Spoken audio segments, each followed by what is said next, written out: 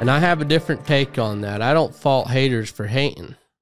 If you were in a race trying to win, would you just sit down and let them win, or would you try to would you try to get in their face? Would you try to distract them so you could get ahead of them? We all want to be ahead. We all want that crown.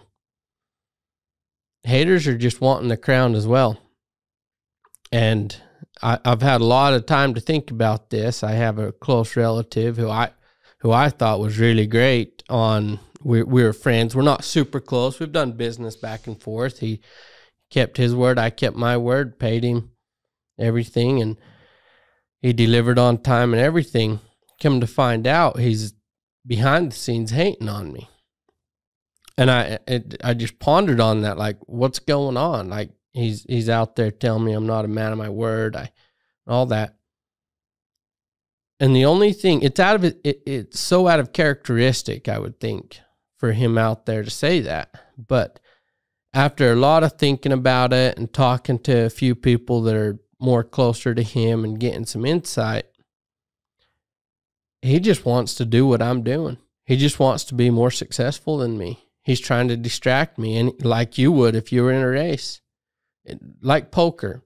You're playing poker. What do you do when you're trying to distract someone so you can win them? So you can do away with their read on you and all that. You do things to distract them, which in a sense is hating on them. You don't want them to win. So it's no skin on anybody's teeth. I don't blame haters. They just want to win.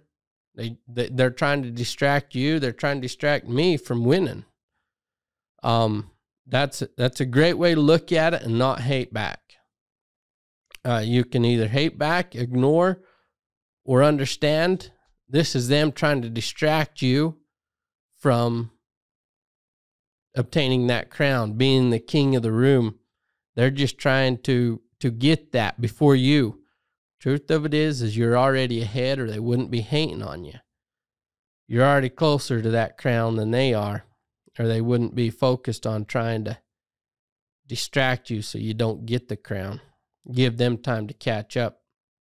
Happens so much in sports.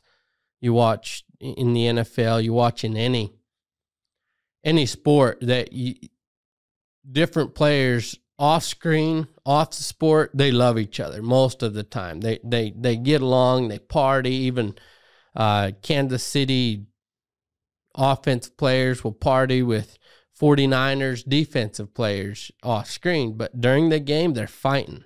They go after each other. That's hate. That's hate. That's hate trying to distract the other person, trying to get under their skin. Don't let it get under your skin. You have one focus. You have that crown. Focus on that crown and get to it.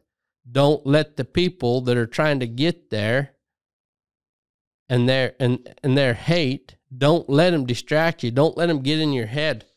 That's all they're trying to do. And kudos to them. They just want to win, just like you. But it's a great sign when they're the ones hating on you, because that means you're ahead 99% of the time. And I another situation. I have another relative from the opposite side of my family who I've hated on before. He started a podcast, and I want to shout out Fred Johnson. He's a great guy. He's on social media. He started a podcast, Freddie J Show. I shout out to him. He's a great guy. When he started his podcast about a year and a half ago and started doing stuff on social media, I was part of the ones that were hating on him. I weren't really hating on him, but I made fun of him a lot. Well, the truth of it is the reason why I was doing it is because I weren't doing something I wanted to do, and he finally was doing something, brave enough to go out and do something that I've always wanted to go do. And so I found problems with it to justify myself why I wasn't doing it. So it wasn't anything he was doing wrong. We're all trying to find our voice. We're all trying to find how to not go when we're trying to talk. We're all trying to do that. We all have to learn how to do that. and get those worthless tones out of our social media, out of our talks, out of our podcast.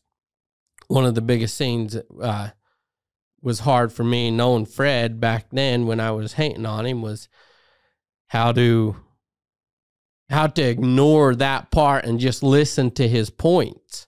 You know, it was difficult, and he does need to get over that. It is difficult, but there's no reason to hate on him.